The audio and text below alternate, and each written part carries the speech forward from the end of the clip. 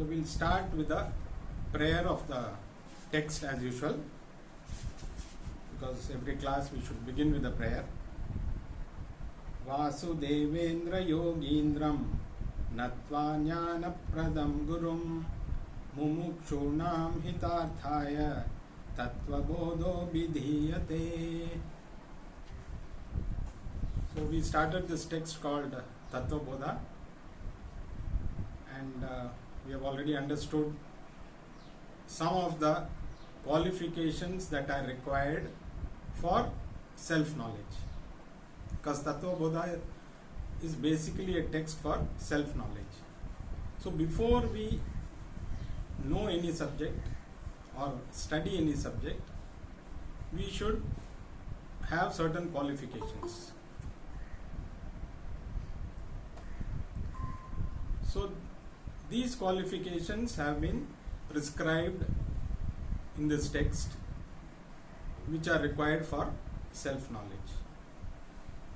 So there are 4 qualifications, as we saw. We'll just go back and reconfirm whatever we have learned so far. So the first qualification which we saw was Vivekaha, discrimination. The second qualification required is Vairagya, dispassion. The third qualification which is required is we should have 6 qualities or 6-fold wealth, starting with Sama, Dhamma, Uparama, Titiksha. Then we have covered these 4. So next we have to look at the next two, which are Shraddha and Samadhana. So these 6 qualities can be called as discipline, and the last one is called Mumukshutvam, which is desire. So for understanding, we can say the 4 Ds: discrimination, dispassion, discipline and desire. These are the 4 qualifications which are required for study of the self. So we have already seen briefly what is discrimination, what is dispassion, and among the 6 qualities we have already seen the first 4: Sama, Dhamma, Uparama and Titiksha. So now we move on to the 5th quality we should possess, which is called Shraddha. So the text itself asks the question, Shraddha Kidrisi. What is the nature of Shraddha? And it gives the answer also.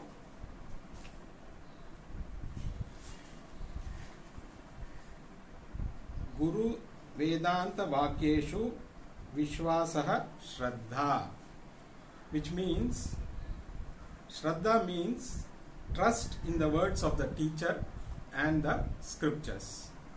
So this is the definition given of Shraddha. Now Shraddha we need to understand a little better, because loosely in English it can be translated as faith or trust. But certain words, like many words we come across in these texts which cannot be translated into English directly. You can get an approximate meaning, but you will not be able to get the exact meaning, because the meaning is not describable in other languages, because the texts are the Sanskrit language has certain words which are unique. So we have to only get an approximate meaning. So in this case, the approximate meaning is faith or trust. So before we do anything or we understand anything, we should have faith in it. If you go to a doctor, you have a problem. First, you should have faith that the doctor will treat you properly. and the whatever medicine he gives will cure you. So that is also a faith. So everything we need to have some kind of faith in somebody or something, without which, if we dismiss everything without that, then we cannot learn anything. But here Shraddha basically means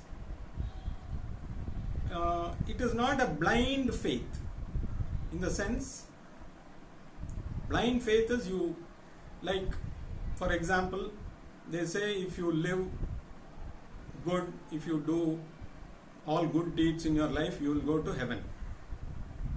This is a faith, it's a philosophy.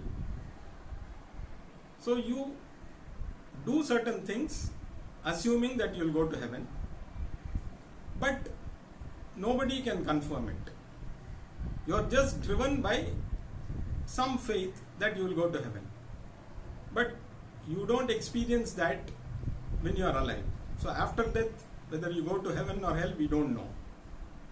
But that is also driven by a faith. But here, our Shastras don't prescribe that kind of blind faith.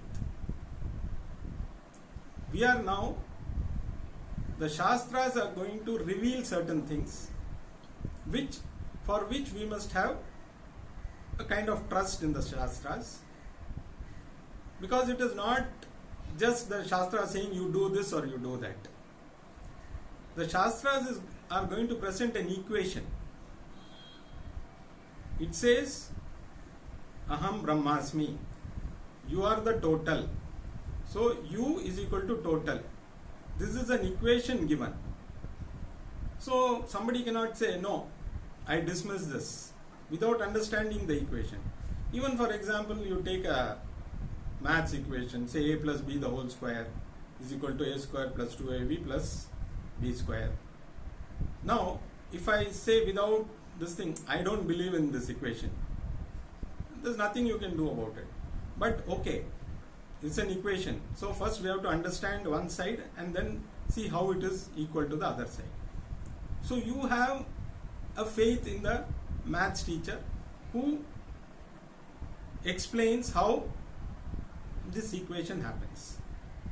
So when he explains and you get it, then you say, oh, that is why this equation is. So you give certain numbers, 2 plus 3 the whole square.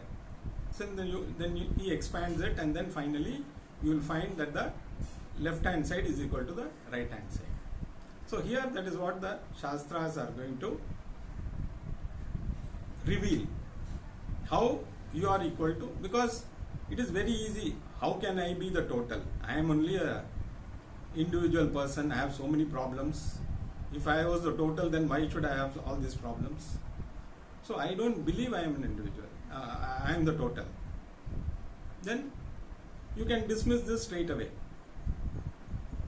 For us to understand this, we need to first accept the Shastras as a means of knowledge, as a unique means of knowledge. Because we have 5 senses, and each sense gives us a particular knowledge which cannot be verified by the other sense.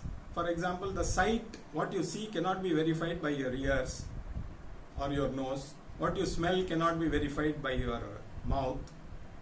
What you taste cannot be verified by your eyes. So each one is unique. So first we need to accept the Shastras as a unique source of information which cannot be verified by any other means. So first you have to have that is what is called as Shraddha, faith in the scriptures that they are going to reveal something which is at this moment not known to me. It will unfold as I understand more and more. So that is the first thing we need to. So Shraddha means basically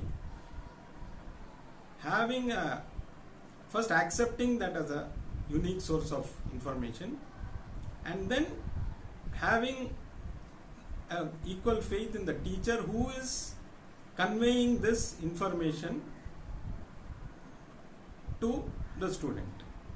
So both are equally important. If you say, okay, maybe the Shastras are right, but I don't believe that this teacher is good, that will also not work.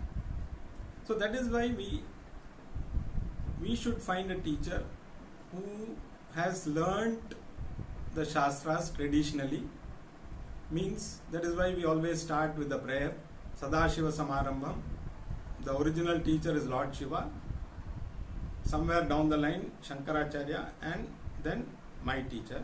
So we acknowledge all the teachers. So that lineage is very important, because the Shastras cannot be learnt by ourselves. First we need to have sufficient knowledge of Sanskrit, and the interpretation also we can always go wrong. But when we follow the tradition, we leave we give the full trust to the teacher, so that we open our mind for the knowledge, because the knowledge will happen on its own. If we open our mind, the knowledge will automatically open. But if we start with a doubt, we will always be having our own idea. But Shraddha also means at this moment I accept, but it is always open to discussion. The main thing we need to accept is, if I don't understand something, it is not because the Shastra is wrong, it is because my sense of understanding is not clear. So that is the attitude. So basically Shraddha is an attitude where we accept if we don't accept the Shastras as a means of knowledge, then there is no need to proceed further, because this knowledge, the knowledge of the self, is only available in the Shastras. So if somebody is interested in this knowledge, one has to first accept the Shastras as a unique source of information, and then also have trust in the teacher who is interpreting and conveying the knowledge to the students. So that is what Shraddha is all about. Unlike any other faith or any other generally all religions and theologies, they depend on faith. There is no scope for questioning. It is so, that's all. You need to accept that. You will go to heaven after death. You need to accept that. Where is heaven? How do I go there? How it is? Nobody will be able to explain. But here, it is just an equation which you are going to understand.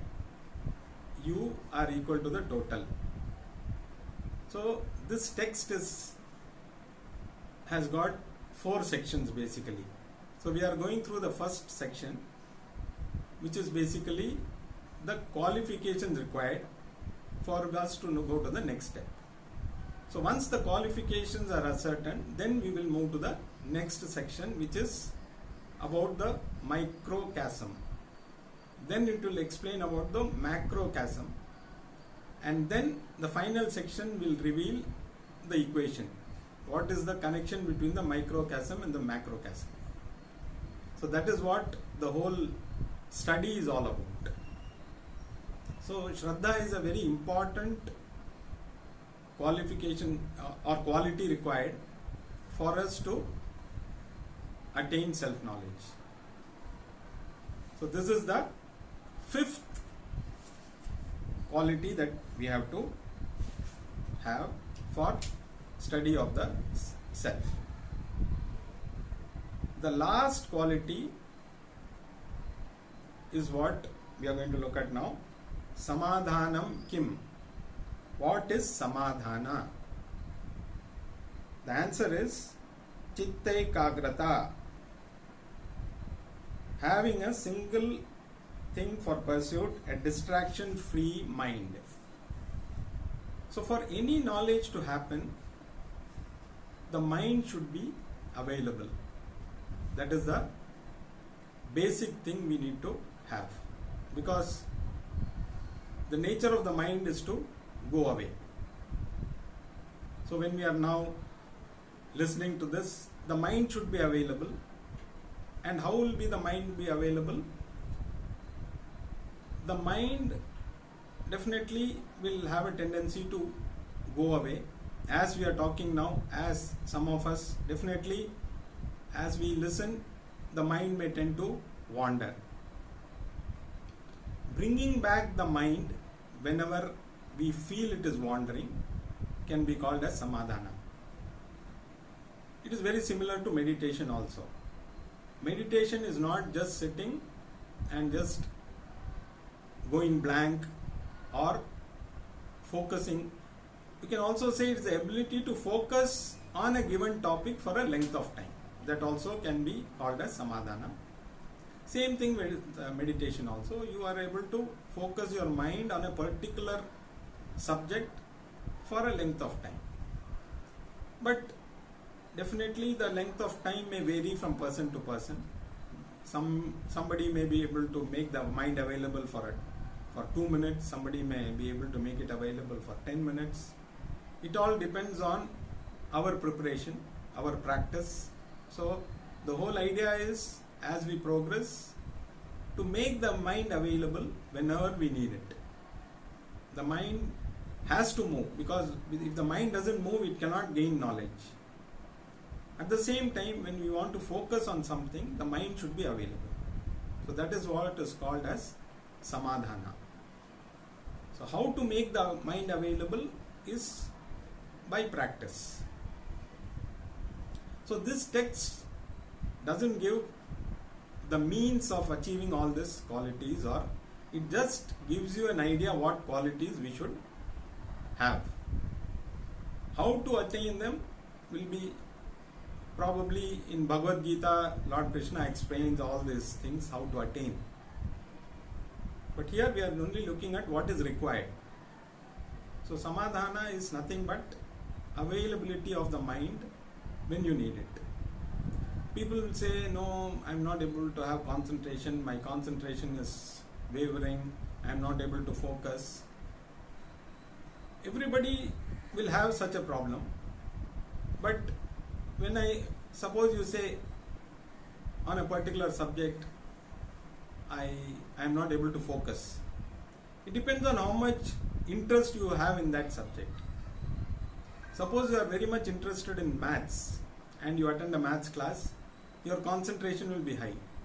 But many of us would have found maths class very boring because we are not able to focus, because our interest in that subject is not very good. Certain teachers used to make us get interested in the subject by using different means to create that interest, whether it be maths or any other subject, even English, or whether it is any of our engineering subjects. So there were very dry subjects which were very boring, and generally to focus on that subject for a while would have been difficult. But some of those teachers we had the ability to put it in such a way that it created that interest. So that is again, the ability to concentrate depends on directly on the interest also. When we are watching a movie, we don't lose concentration. It's a good movie, we are on the edge of our seats watching the movie. That time we don't complain about concentration, because we are interested to watch the movie.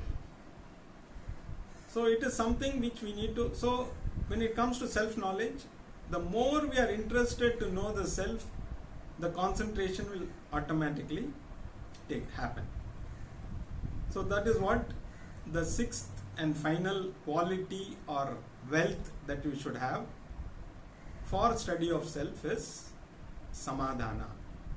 So sama, dama, uparama, titiksha, shraddha and samadhana.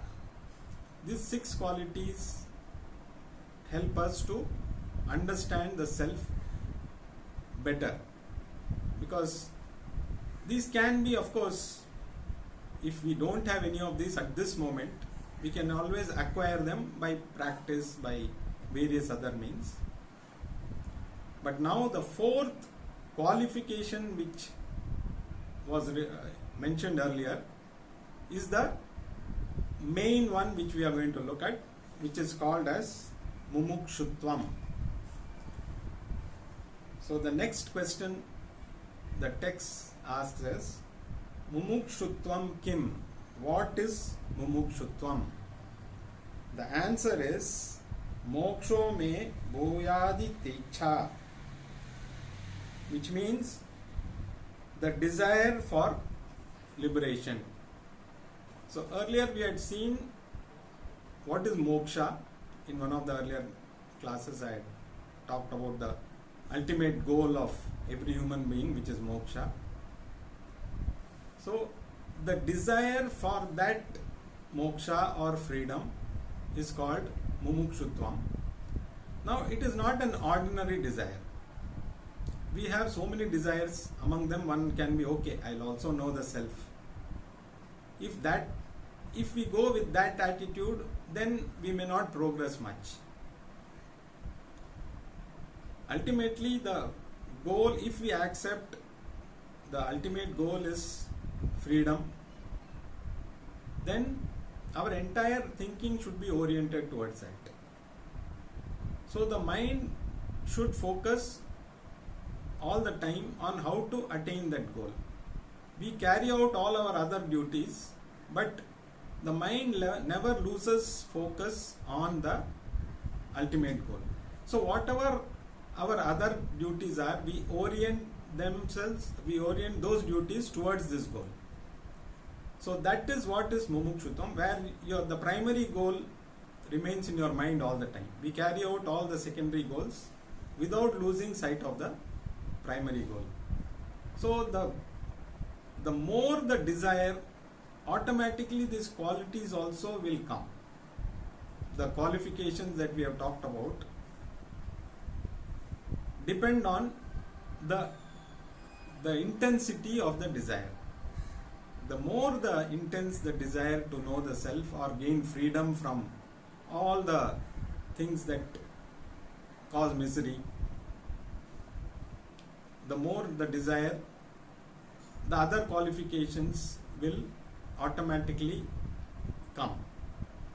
So the key to knowing the self, the first and the foremost is to desire to know the self, or desire for freedom. Mumukshutvam is the one who is desire of moksha is called a mumukshu. So mumukshutvam drives the other three qualifications. So that is the key to the entire quest for self-knowledge. So the four qualifications that we have seen so far, we have completed. So that is what the text also says. Etat sadhana chatushtayam. These are the fourfold qualifications. So the first section of the text covers the four qualifications that we need. Before moving on to the next section, which goes further and talks about the microcosm and the macrocosm. It will come in different sections. So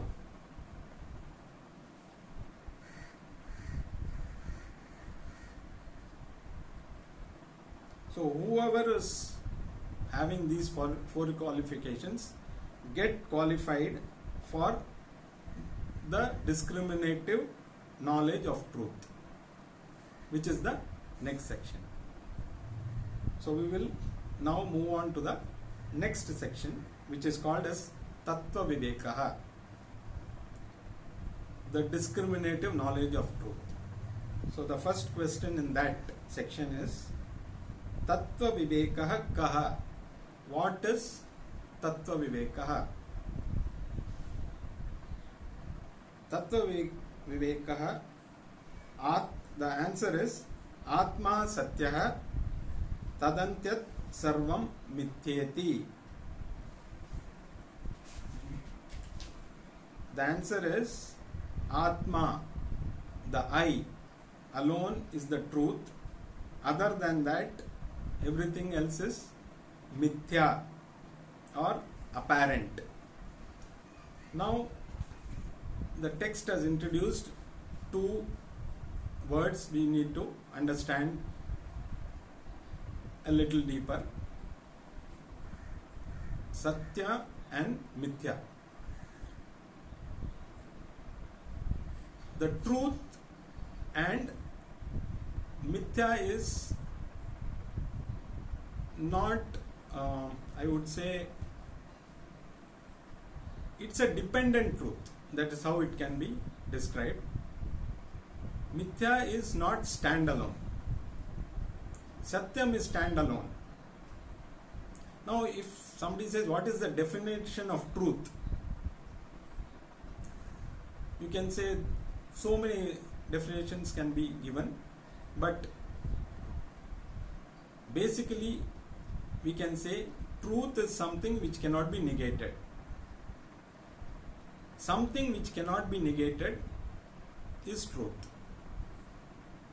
So what looks true, maybe if we are able to negate it, it may not be the truth. For example, you take the shirt. At this moment it is true. You cannot say there is no shirt. There is a shirt. You can see it. But is shirt the truth? Does the shirt depend on anything? So when you say shirt, what is a shirt? Is there something called a shirt? It's only a name. It's a cloth in a particular shape is given the name as shirt. So there is nothing. So shirt by itself is not truth. So shirt depends on the cloth. So you cannot say there is no shirt, but at the same time the shirt is not the truth. The truth of the shirt is the cloth. Now, is the cloth the truth? The cloth by itself, there is nothing called cloth. You can see the cloth, but there is nothing called cloth. What is a cloth? Cloth is nothing but yarn woven together. So cloth depends on the yarn for being existent. So the truth for a cloth is yarn. And if we go further, the yarn depends on the cotton. So actually you can just say this is cotton. But if you say cotton, you will not understand what somebody is wearing a dhoti, somebody is wearing a sari, somebody is wearing a shirt. Each one is, if you say cloth, cloth, cloth, then there will be confusion. So we give names: shirt, sari, dhoti, banyan. So all these are just to identify, but they don't have an identity of their own. So everything is cotton. So whatever is not truth, which is apparently looks true, is called as mithya. So that is what this term mithya we need to understand. Because everything now what we understand is going to be based on satya and mithya. So is there something which is finally cannot be negated at all, is what the Shastras are going to reveal. And that is nothing but, the Shastra said, it's you, the I that we call I, that is called as the Atman, and that is the truth, because that cannot be negated. It will further explain as we go by. What is Atma will be the next question, which will describe further about the nature of the Atma. But at this moment, the text says Atma is the truth, everything else is mithya, which is apparently real at this moment it is real, but if we try and understand it, we will find that it is dependent on something else. We'll take another example. When we watch a movie,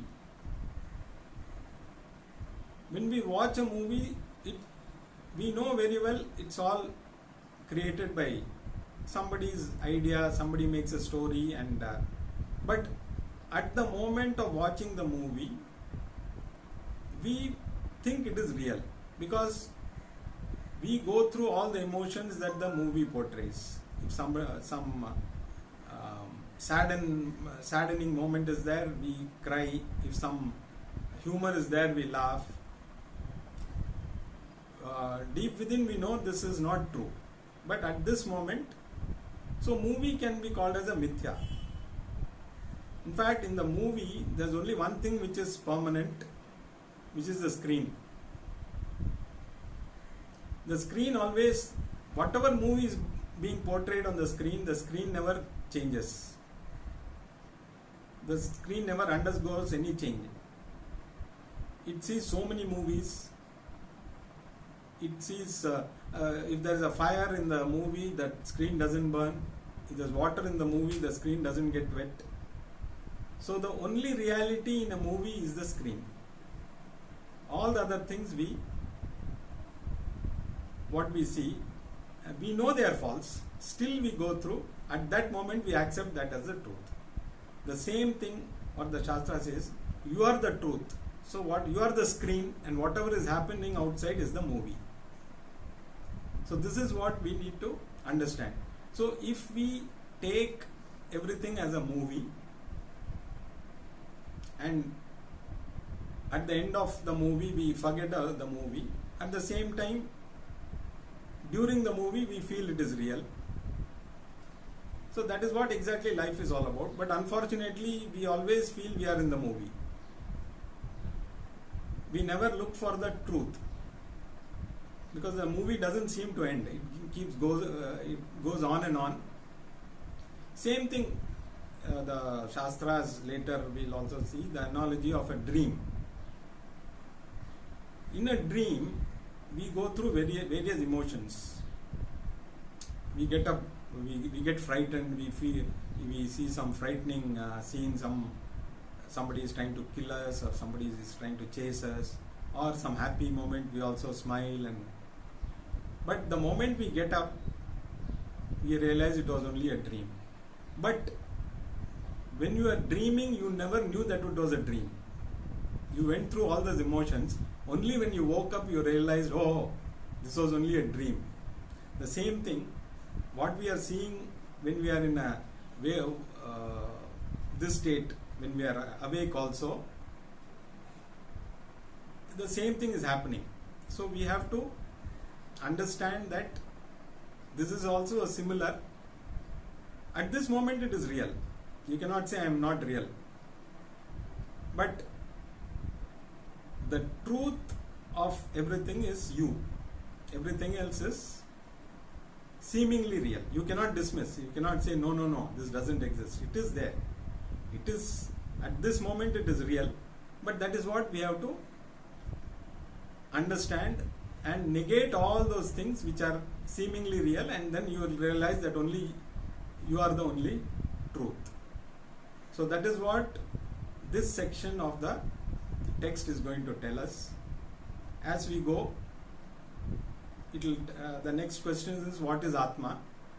So that will be described in detail, which we will understand in the next class, because now let us finish the first part, understand the qualifications, and then prepare ourselves to move on to the next section. And from there it will describe various things about the body, the mind, everything will, even the dream state, all the things are discussed step by step in the text, which we will cover in the next session. Thank you.